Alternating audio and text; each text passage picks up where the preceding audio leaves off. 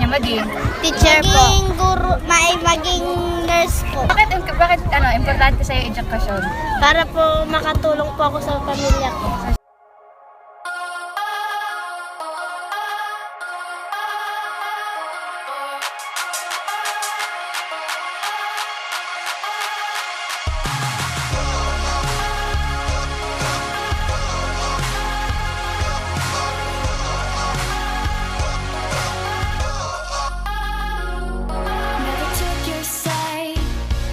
Never curse your name.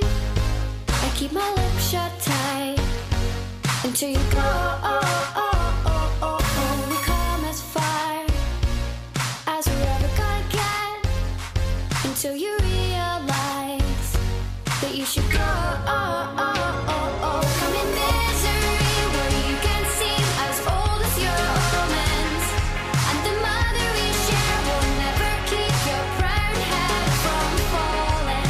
The way is long, but you can make it easy on me, and the mother we share will never keep our cold heart from calling.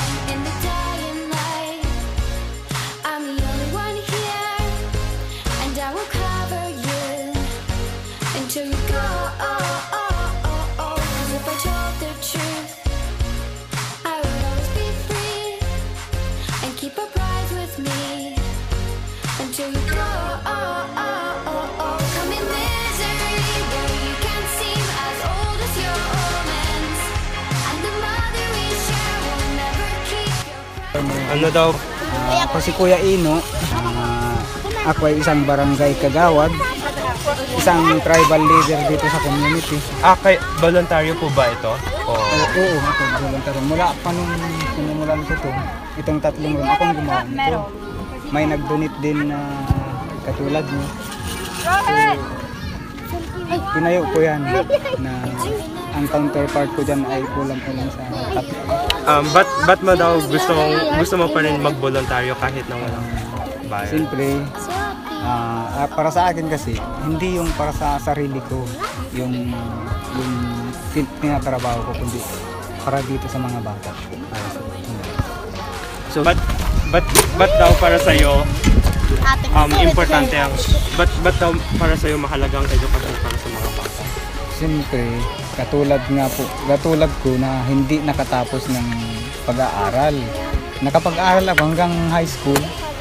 So, doon na, nag-end na doon dahil wala kaming pera kung paaral. So, ganun. Kaya gusto ko makita hanggat na sa termino ako bilang barangay official, gusto maipakita na yung sinimulan ko gusto kong tapusin na kahit na hinihingi ko sa ibang NGO, ibang partnership na tumutulong para matapos yung school. Yeah. Gusto ko rin kasi may isang estudyante ako, yung panganay ko, second year college na siya. Ang kinukuha niya ay edukasyon. Gusto din maging guro. Gusto niya maging guro, kaya sabi ko, mag-aral ka ng guro para dito ka na lang tutulong pagkatapos.